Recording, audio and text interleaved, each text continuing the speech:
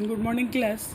Today I am going to discuss your chapter 7, that is weather, climate, and adaptation of animals.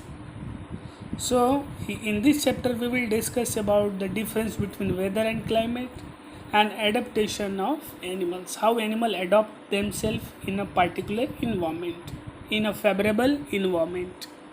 Means उसके अनुकूल वातावरण में कैसे अपने आप को वो एडजस्ट करता है. तो सबसे पहले हम लोग देखेंगे वेदर और क्लाइमेट के बारे में. तो कहता है weather the atmospheric condition of a place on a daily basis with regard to aspect such as humidity, temperature, wind temperature, rainfall, wind speed etc is referred to as a weather of that place. Weather का मतलब होता है ये day to day phenomena है.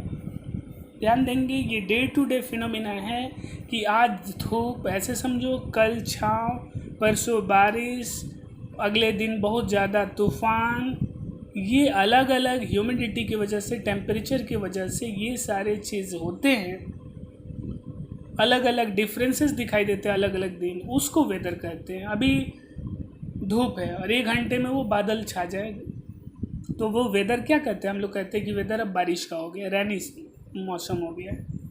तो ये weather होता है जो तुरंत बदल सकता है, 1 दिन 2 दिन में. लेकिन क्लाइमेट क्या है? The average pattern of the weather recorded over a long time. Climate लंबे समय में चेंज होता है. जैसे 3 महीना रेनी सीजन, 3 महीना समर सीजन, 3 महीना विंटर सीजन, वो दैट इज़ क्लाइमेट.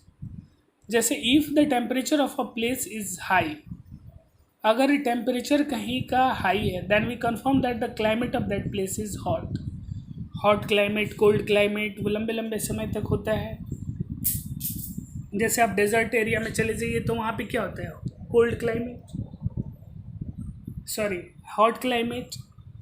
और माउंटेन रीजन, हिली एरिया में चले जाइए तो वहाँ पे कोल्ड क्लाइमेट होते हैं. तो ये सारा चीज़ें. तो कहीं का टेम्परेचर अगर हाई है, इसका मतलब कि we confirm that the climate of that place is hot. On most of the day ज़्यादातर देखा क्या जाता है, there is heavy rainfall in the same place.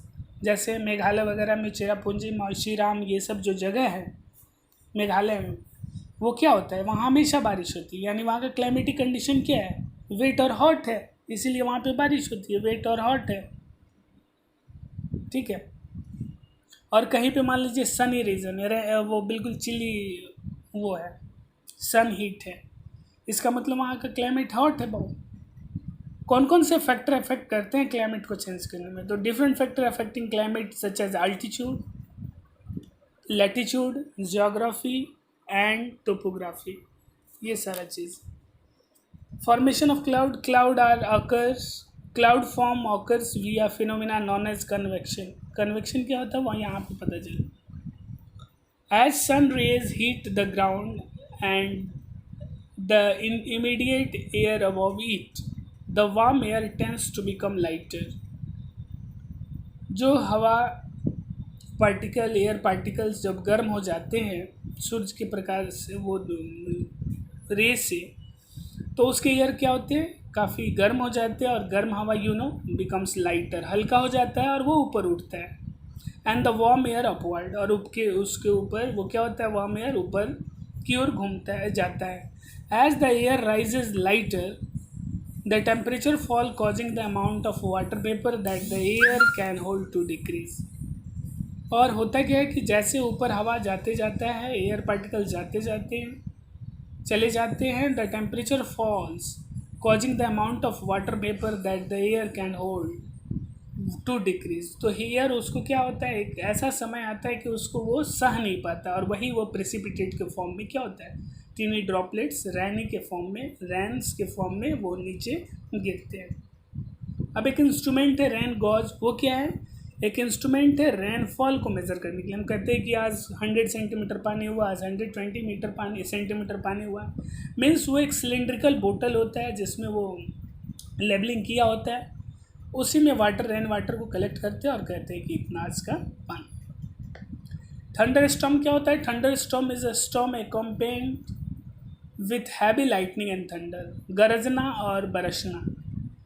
जब दोनों होता है उसी को थंडरस्टॉर्म कहते हैं। ये क्यों होता है? Thunderstorm occur when moist air near the ground becomes heated. जब ज़मीन के पास का जो एयर पार्टिकल्स है वो गर्म हो जाता है, specially in the summer, and rises forming cloud. ये तो हम लोग पहले देखें, वो हल्का हो जाता है क्योंकि गर्म हो जाता है वो पार्टिकल्स, और गर्म हवा, चूँकि हवा हल्का होता है वो ऊपर की ओर उठता है, और ऊपर की ओर उठता है तो क्या होता है, क्लाउड का फॉर्मेशन होता है। और वही क्लाउड धीरे धीरे जब भारी हो जाता है वो सह नहीं पाता है एयर पार्टिकल्स, तो उसको टीनी ड्रॉपलेट्स में प्रिसिपिटेट के फॉर्म में वो गिराता है। अब कहता है कि सेफ्टी रूल फॉर लाइटनिंग, क्या क्या बचने के तरीके हैं। तो कहता है कि do not use coded phones. जब भी गरजना बरसना हो तो मोबाइल फ़ोन्स को स्विच, ये जो चार्ज में ना लगा।